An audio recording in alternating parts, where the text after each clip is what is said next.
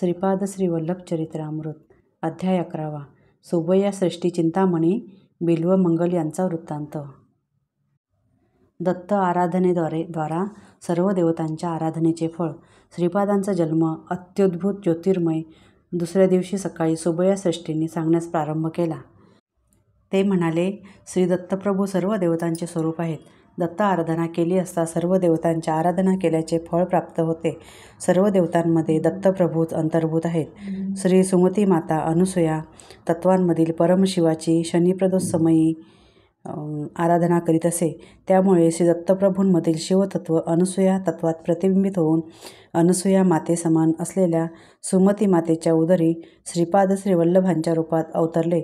ही एक अद्भुत योग प्रक्रियाच होती। माता पित्यांच्या संयोगाशिवाय योगनिष्ठेमध्ये असताना अप्पलराज शर्मा व सुमती मातेच्या नेत्रांमधून योगज्योती प्रकट होऊन त्यांचा संयोग होऊन सुमती मातेच्या गर्भात प्रवेश करून 9 महिन्यानंतर केवळ ज्योतिरूपाने ते बाहेर प्रकटले। वास्तविक पाहता श्रीपाद ज्योती स्वरूपच होते। त्यांनी 3ऱ्या वर्षी आश्चर्यकारक लीला करण्यास सुरुवात केली। कालांतराने श्रीपाद प्रभूंना एक बहीण झाली। तिचे विद्याधरी असे नाव ठेवले होते। विद्याधरीच्या जन्मदिवशीच बापन्नाचार्य लुलूंचे एक दूरचे बंधू मल्लादी रामकृष्ण अवधान लुलू नावाचे एक महान पंडित त्यांच्या घरी आले। त्यांना चंद्रशेखर नावाचा एक मुलगा होता। घंडीकोडा यांच्या घरी महालक्ष्मी जन्मली। ती मल्लादी घराण्यात सून म्हणून चांगली आहे असे ते नातेवाईकांत मुक्त कंठाने सांगू लागले। श्रीपाद प्रभूंना सुद्धा हे नाते पसंत होते। त्यांच्या संकल्पानुसार यथाकाली विद्याधरी आणि चंद्रशेखर यांचा विवाह मोठ्या थाटात पेठिकापुरममध्ये संपन्न झाला। विद्याधरीनंतर राधा नावाच्या बहिणीचा जन्म झाला। तिचा विजयवाटिका या क्षेत्रातील विश्वनाथ कृष्णावधानलू या एका सद्ब्राह्मणाशी विवाह संपन्न झाला। राधानंतर श्रीपाद प्रभूंना अजून एक बहीण झाली। तिचे नाव सुरेखा असे होते। तिचा विवाह मंगलगिरी येथील ताडपल्ली दत्तात्रेय अवधानलू नावाच्या एका विद्वान सच्चिल युवकाबरोबर झाला। श्रीपादांच्या लीला अकल्पनीयच आहेत। त्या लीलांचे स्मरण केले असता पाप नष्ट होते। गोदावरी मंडलात ताटकपूर तणुक नावाचे गाव आहे। तेथे अनेक वाजपेयांमध्ये पौंडरिक महायाग करण्यास परमपवित्र असा एक वंश आहे। ते वाजपेय याजी आहेत। पिठिकापुरममधील मल्लादींचा आणि वाजपेय याजींचा अगदी निकटचा संबंध असल्याने वाजपेय याजी इदं ब्रह्ममिदं शास्त्रम या सिद्धांतावर विश्वास ठेवणारे आहेत। ते वशिष्ठ शक्ती पराशर ऋषी प्रवरान्वित पराशर गोत्रांमधून आलेले ऋग्वेदी तर मल्लादी यजुर्वेदी होते। कन्नड देशात ऋग्वेद पाठ करणाऱ्या बालकांसाठी शिकवणारे उत्तम गुरु नव्हते। त्यामुळे ताटकपुरातून वाजपेय याची मायानाचार्य लुलू यांना बोलावून होयशाळा येथे नेहमीसाठी वास्तव्यासाठी नेले। तेव्हापासून त्यांना होयशाला ब्राह्मण असे संबोधू लागले। त्यांनी ब्राह्मण वृत्ती आणि छात्र वृत्ती समानतेने स्वीकारली। सनातन धर्माच्या रक्षणासाठी त्यांनी अनेक अडचणींचा सामना केला। मायणाचार्यांना 2 पुत्र होते, एक माधवाचार्य आणि दुसरा सायणाचार्य। हे दोघे महान पंडित होते। सायणाचार्यांनी वेदांवर भाष्य लिहिले। माधवाचार्यांनी महालक्ष्मीच्या अनुग्रहासाठी तीव्र तप केले। विशेष कृपा कटाक्षाची याचना केली। तेव्हा लक्ष्मीदेवी म्हणाली, ते या जन्मात साध्य होणार नाही।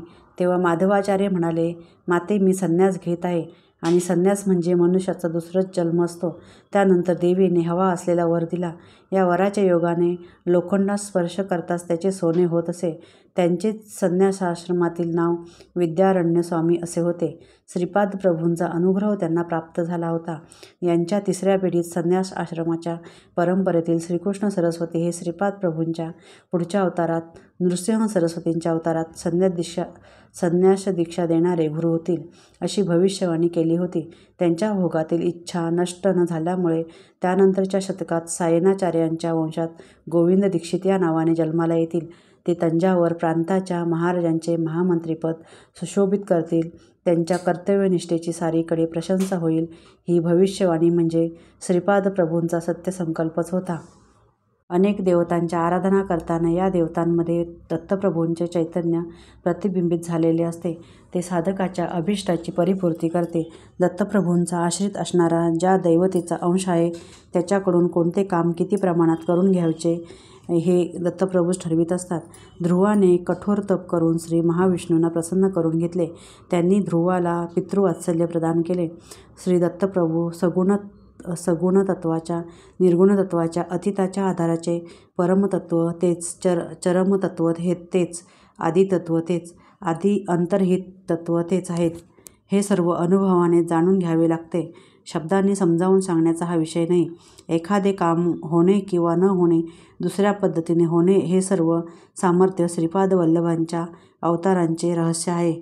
श्रीपाद तत्व. श्रीपाद श्री वल्लभ स्वतः त्यांच्या घरी असलेल्या कालाग्निशमन दत्त यांची आराधना करीत असत. एकदा बापनार्य लुलूंनी श्रीपादांना याविषयी विचारले. ते म्हणाले, श्रीपादा, तू दत्त आहेस का दत्त उपासक आहेत? तत्काळ श्रीपाद प्रभू म्हणाले, मी दत्त म्हणतो तेव्हा मी दत्तच असतो. मी दत्त उपासक आहे असे म्हणतो तेव्हा दत्त उपासकच असतो. श्रीपाद वल्लभ म्हणतात, श्रीपाद वल्लभच असतो. मी जो संकल्प करतो तेच होत असते. मी जशी कल्पना करतो तसेच होत असते. हेच माझे तत्व. आजोबांना हे सर्व आश्चर्यजनक वाटत होते. श्रीपाद पुढे म्हणाले, तुम्ही आणि मी एकच आहोत. पुढील जन्मात अगदी तुमच्यासारख्याच रूपात मी अवतार घेणार आहे. तुमच्यामध्ये संन्यास घेण्याची प्रबळ इच्छा आहे. परंतु तुम्ही या किंवा पुढच्या जन्मी संन्यास ग्रहण करणे हे माझ्या संकल्पात नाही. तंतोतंत तुमच्यासारख्या रूपाने अवतार घेऊन तुमची कर्मबंधने, वासना यांचा नाश करण्याचे मी ठरवले आहे. श्रीपादांनी आजोबांच्या भूमध्यात स्पर्श केला. ते कुटस्थ चैतन्याचे स्थान आहे.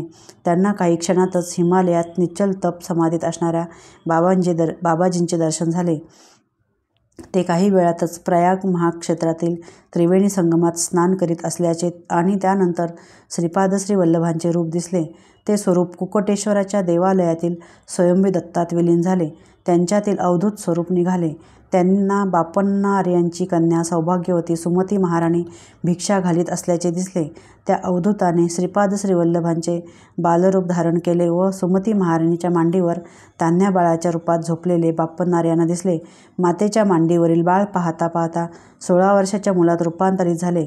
त्या युवकाने त्यांच्याकडे दृष्टी टाकीत हुबेहूब बापन्नार्यांसारखेच रूप घेतले आणि ती मूर्ती संन्याशाची होती. 2 नद्यांच्या संगमावर स्नान करून आपल्या शिष्यासह ताठ मानेने चालू लागले. तो संन्याशी बापन्नार्यांकडे वळून म्हणाला, मी कोण आहे या विचारात असल्यासारखे दिसत आहात. मला नृसिंह सरस्वती म्हणतात. हे गंधर्वपूर आहे. असे म्हटल्यावर काही क्षणातच आपले वस्त्र नदीवर पसरले आणि त्यावर बसून श्रीशैल्याला गेलेत. तेथील कर्दळी वनातील महापुरुषांनी, महायोग्यांनी त्यांना साष्टांग नमस्कार केला. त्या सर्वांनी महाप्रभूंनी त्या वनात यावे यासाठी अनेक शतकापासून तप केले होते. प्रभूंच्या दर्शनाने ते धन्य झाले होते. अनेक वर्षाच्या तपश्चर्येनंतर ते कौपीनधारी वृद्धाच्या रूपात दिसले. तीच तेजस्वी नजर त्यांनी बापन्नार्यांवर रोखून धरली. ते पुढे म्हणाले, ह्या माझ्या रूपाला स्वामी समर्थ असे म्हणतात. थोड्या वेळातच त्यांनी प्राणत्याग केला व प्राणशक्ती वटवृक्षात गेली. त्यांचा दिव्यात्मा श्रीशैल्यावरील मल्लिकार्जुनाच्या शिवलिंगात विलीन झाला. महापवित्र अत्यंत शक्तिवंत असलेल्या त्या शिवलिंगामधून मेघ गंभीर स्वरात आवाज आला, बापन्नार्या, तू धन्य आहेस. अनंत केवळ अज्ञानस्वरूप अविनाशी असणारा मी तुझ्या एका क्रियाशक्ती योगामुळे सूर्यमंडळातून शक्तिपात करून या ज्योतिर्लिंगात आकर्षित झालो. या ज्योतिर्लिंगात विलीन असणारे 16 सहस्र दिव्य पुरुष सर्वदा माझी सेवा करीत असतात. या ज्योतिर्लिंगाच्या दर्शनाला येणाऱ्या भक्तांना हे दिव्य पुरुष भौतिक आणि आध्यात्मिक प्रगतीमध्ये सहाय्य करतात. त्रिमूर्ती स्वरूप असणारा मी श्रीपाद श्री वल्लभ, नृसिंह सरस्वती आणि स्वामी समर्थ या रूपात तुला अनुग्रह करीत आहे. असे शब्द बापन्नार्यांना ऐकू आले. या प्रसंगाने बापन्नार्य लुलू स्तब्ध झाले. त्यांना समोर निरागस चेहऱ्याचा हसरा 3 वर्षाचा बालक श्रीपाद दिसला. त्यांचे सर्व अनुभव दिव्य आणि मधुर होते. त्यांनी प्रेमाने श्रीपादाला उराशी कवटाळून धरले. त्यावेळी ते दिव्य तन्मय अवस्थेत गेले. तसा किती वेळ गेला ते कळलेच नाही. डोळे उघडले तेव्हा अग्निहोत्र करण्याची वेळ झाली होती. ते त्यासाठी उठले. बापन्नार्यांचे अग्निहोत्र कार्यसुद्धा अभिनव होते. शमीच्या किंवा पिंपळाच्या लाकडाने अग्नी निर्माण करतात, परंतु बापन्नार्य समिधा अग्निकुंडात घालून वेदमंत्रोच्चारण करून अग्नी निर्माण करीत. अपलराजू शर्मासुद्धा याच प्रकारे अग्निहोत्र करीत असत. त्यांच्या वंशात अग्निपूजा होती. प्रज्वलित झालेल्या अग्निकुंडात उतरून आहुती घालीत. हे विशेष उत्सवाच्या वेळी करीत. या प्रकारे अग्निपूजा करताना त्यांच्या वस्त्रांना व शरीरास कोणताही त्रास होत नसे, हे महत् आश्चर्य होते. श्रीपाद प्रभूंचे अघटित सामर्थ्य. बापणार्य लुलूंनी अग्निहोत्रासाठी त्या दिवशी कित्येक वेळा वेदमंत्र म्हटले, परंतु अग्नी काही प्रज्वलित होईना. ते घामाने ओलेचिंब झाले, परंतु अग्नी मात्र निर्माण झाला नाही. श्रीपादांनी आपल्या आजोबांची ही अवस्था दुरून पाहिली. ते अग्निकुंडाकडे पाहून म्हणाले, अरे अग्निदेवा, तुला आज्ञा करतो, आजोबांच्या देवकार्यामध्ये अडथळा आणू नकोस. अग्नी तात्काळ निर्माण झाला. बापणार्य लुलूंनी कलशातील पाणी अग्निकुंडात घातले, परंतु विझण्याऐवजी अधिकच भडकला. आजोबा हा चमत्कार पाहून अचंबित झाले. श्रीपाद प्रभू म्हणाले, आजोबा, माझ्या अवताराला तुम्ही व्यंकटप्पा श्रेष्ठी नरसिंहवर्मा कारण आहात, म्हणून तुम्ही माझ्या वडिलांनी व्यंकटप्पयाकडून नरसिंहवर्माकडून धनसहाय्य किंवा धनेतर सहाय्य स्वीकारल्यास ते दानामध्ये येत नाही. त्याप्रमाणे ते सहाय्य न घेतल्यास दैवद्रोहसुद्धा होऊ शकतो. त्या सहाय्याला परमेश्वरीची कृपा समजावी. मला जन्म देणारी मातृमूर्ती सुमती महाराणी मल्लादीचीच नव्हे तर व्यंकटप्पया श्रेष्ठी वत्सवाही कुटुंबाची माहेरवाशीण आहे, असे समजावे. हा माझा दंडकच आहे. श्रीपाद या सर्व गोष्टी सांगताना सुमती महाराणी आणि अपलराज शर्मा तेथेच होते. तसेच श्री व्यंकटप्पया श्रेष्ठी आणि नरसिंहवर्मासुद्धा तेथे होते. यावेळी श्रीपाद प्रभू म्हणाले, माझ्या संकल्पाशिवाय बापणार्यासारखे महातपस्वीसुद्धा अग्नी निर्माण करू शकत नाहीत. माझे वडील अग्निकुंडात आल्यावर अग्नी आपला प्रताप दाखवतो. माझा संकल्प जर बदलला तर व्यंकटप्पया श्रेष्ठीसुद्धा निष्कांचन होतील. अगणित भूमी असणाऱ्या नरसिंहवर्म्यांना उभे राहण्यापुरती सुद्धा जागा मिळणार नाही, अशी त्यांची अवस्था होईल. तुम्ही सर्व माझ्या संकल्पामुळे या अवस्थेत आहात. मी भिकाऱ्याला महाराजा करू शकतो, तसेच महाराजाचे भिकाऱ्यात रूपांतर करू शकतो. माझी भक्ती करणाऱ्या भक्ताला तो जी इच्छा करेल ते मी देऊ शकतो, परंतु देण्याअगोदर तो सांभाळू शकेल का ते मी पाहतो. त्याच्या शक्ती सामर्थ्याने लोकांच्या उपकारासाठी तो वापरतो की नाही, याबद्दल मी त्याची परीक्षा करतो. मला गरज भासेल तेव्हा पृथ्वीचे आकाशात आणि आकाशाचे पृथ्वीत रूपांतर करू शकतो. बापणार्य लुलू कृतयुगात लाभादी महर्षी असताना त्यांचा मंगल महर्षी नावाचा एक शिष्य होता. तो दर्भ कापताना चुकून हाताला जखम झाली आणि त्यातून रक्त वाहू लागले. त्या रक्ताची गाठ होऊन सुगंधित विभूतीमध्ये ते बदलले. आहा, मी किती मोठी सिद्धी प्राप्त केली, असे त्याच्या मनात येऊन गर्व झाला. एवढ्यात परमशिव प्रत्यक्षात तेथे अवतीर्ण झाले. त्यांनी स्वतःचा हात हलविला. हिमगिरीवरून बर्फ पडावा तशी विभूती शिवाच्या हातातून पडत होती. परमशिव म्हणाले, त्रेतायुगात भारद्वाज ऋषी पिठिकापुरम सवितृकाठक कायन यज्ञ करणार आहेत. त्या महाचयनामध्ये जमा झालेल्या विभूतीपैकी केवळ लवमात्र तुला दाखवले. एवढ्याने मंगल महर्षीचा गर्व पार गळून पडला. श्रोतेगण अवाक होऊन श्रीपाद प्रभू जे सांगत होते ते ऐकत राहिले. श्रीपाद म्हणाले, ह्या पिठिकापुरममध्ये परिसरात पाऊल ठेवणेच अत्यंत जन्माचे पुण्यफळ आहे. माझ्या या अवतारसमयी तुम्ही माझ्या बरोबर असणे न सांगता येण्यासारखे विशेष आहे. माझी शक्ती अनुभवाला प्रत्ययाला यावी म्हणजे प्रथम तुम्ही उत्तम साधक बनावयास हवे. तेव्हाच माझी शक्ती, करुणा, वात्सल्य, रक्षण, पापविमोचन तुम्हास अनुभवास येईल. माझी जन्मभूमी असलेल्या या बापणार्याच्या घरात माझ्या पादुकांची प्रतिष्ठापना होईल. मी पिठिकापुरममध्ये पहाटेच्या समयी आई सुमतीच्या मांडीवर दूध पिईन. दुपारच्या वेळी आई मला दूधभाताचे मधुर असे घास खाऊ घालील. रात्रीच्या वेळी सुमती माता मांडीवर घेऊन गव्हाच्या रव्याचा शिरा खाऊ घालेल. मी पिठिकापुरममध्ये असताना गंधर्वपुरात नृसिंह सरस्वतीच्या रूपात असेन. दुपारच्या वेळी नक्कीच गंधर्वपुरात भिक्षा घेईन. अंतर्दृष्टी असणाऱ्या भक्तांना हे स्पष्ट दिसून येईल. माझ्या जन्मभूमीत माझ्या श्रीपादुकांची स्थापना होणार आहे. महापुरुष, महायोगी, सर्व देशातील लोक मुंग्यांसारखे हजारोंच्या संख्येने माझ्या दर्शनास दरबारात येतील. ते दत्त दिगंबर, श्रीपाद वल्लभ दिगंबरा, नृसिंह सरस्वती दत्त दिगंबर असा तन्मयतेने जयघोष करीत नृत्य करतील. मी कालपुरुषाला अनुमती देताच तत्क्षणी न होणारे कार्य क्षणात घडतील. माझ्या नावाने एक महासंस्था निर्माण होईल. माझा प्रभाव जसा जसा वाढत जाईल तसे पिठिकापुरमचे महात्म्य वाढून सारे गाव लोकांनी व्यापून राहील. विक्रीसाठी थोडीसुद्धा जागा शिल्लक राहणार नाही. मला ज्यांनी येथे यावे असे वाटेल त्यांना मी बळजबरीने आणीन. कितीही मोठा धनवान असो अथवा महायोगी असो, माझ्या संकल्पाशिवाय पिठिकापुरमला येऊ शकणार नाही हे निश्चित. माझ्या निजतत्त्वास समजून जाणून आनंदी व्हा. हा क्षण पुन्हा येणार नाही. सर्व देवता शक्ती माझ्याच स्वरूपात आहेत. कोणी मला दक्षिणा समर्पित केली तर ती मी शतगुणाने शतपटीने त्यांना त्याच वेळेला परत देतो. धर्माविरुद्ध न जाता धनार्जन करणाऱ्यांच्या मनोकामना मी पूर्ण करतो. सत्कर्माच्या आचरणाने मोहाचा नाश होतो व मोक्षाची प्राप्ती होते. त्यांचे हे अमृत वचन ऐकून सर्वजण धन्य झाले. दुसऱ्या दिवशी नरसिंहवर्मा आपला घोडागाडीतून श्रीपादांना आपले शेत जमीन दाखवण्यास घेऊन गेले. वर्मांना फार मोठी जमीन होती. त्या जमिनीत अनेक प्रकारची पिके होती. त्यातील दोडक्याच्या वेलाला फूल येत नसे. कधी काली आले तर ते सुकून जाई, गळून जाई. त्या जागी फळ येत नसे. एखाद्या वेळास फळ लागलेच तर इतके कडू असे की तोंडात घालवत नसे. नरसिंहवर्मांनी ही गोष्ट श्रीपादांना सांगितली. ते प्रसन्नतेने म्हणाले, आमच्या घरी सर्वांना दोडक्याचे वरण आवडते. मला सुद्धा आवडते. पूर्वीच्या काळी एक दत्तोपासक या भूमीवर तप करीत असे. ही पवित्र भूमी साक्षात दत्तस्वरूप असलेल्या माझ्या चरणस्पर्शासाठी तळमळत होती. तिची तळमळ तुम्हाला कळावी यासाठी तिच्या भाषेत या प्रकाराने व्यक्त करीत होते. या भूमातेची इच्छा पूर्ण मी करीन. या भूमीला माझा पदस्पर्श झाल्यावर हिच्या भूमितत्वात परिवर्तन घडेल.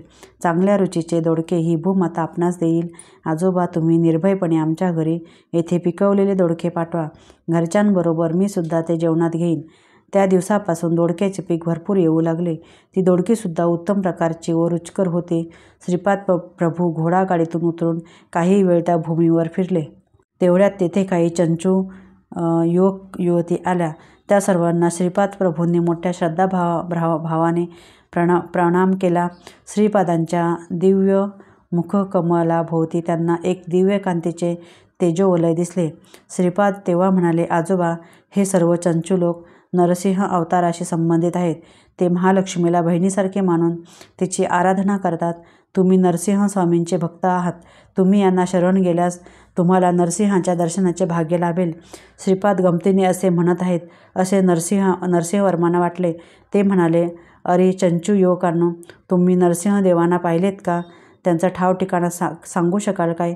यावर एक चंचू युवक म्हणाला, ते कोणते मोठे अवघड काम आहे. सिंहाचा चेहरा, माणसाचे शरीर असलेला एक युवक या जंगलात फिरत असतो. त्याचे आमची बहीण चंचू लक्ष्मीवर प्रेम आहे. आमच्या छोटीला सुद्धा तो आवडतो. त्यांचा विवाह आम्ही करून दिला आहे. तुम्हाला हवे असल्यास चंचू लक्ष्मी आणि नरसिंहाला तुमच्यासमोर आणून उभे करतो. एवढे बोलून चंचू युवक युवती निघून गेले. नरसिंहवर्मा हे सारे आश्चर्याने पाहत होते. तितक्यात रस्त्याच्या मध्यभागावरून एक युवक युवती येताना दिसले. श्रीपादांनी सुबयाश्रेष्ठीला जवळ बोलावून घेतले व म्हणाले, ते दुरून येणारे दोघे कोण आहेत असे वाटते? ते येणारे बिल्वमंगल आणि चिंतामणी आहेत. थोड्या काटक्यांचा ढीग करा, आपण ते पेटवून गंमत पाहूया. नरसिंहवर्मांना तर घाम फुटला. ते येणारे बिल्वमंगल आणि चिंतामणीच होते. ते दोघे गुरुवायूर क्षेत्रातील श्रीकृष्णांचे दर्शन घेऊन येत असताना कुरूर अम्मा नावाच्या महायोगिनीचे दर्शन झाले. तिने त्यांना सहजच श्रीपाद श्रीवल्लभ दर्शनप्राप्तिरस्तु असा आशीर्वाद दिला.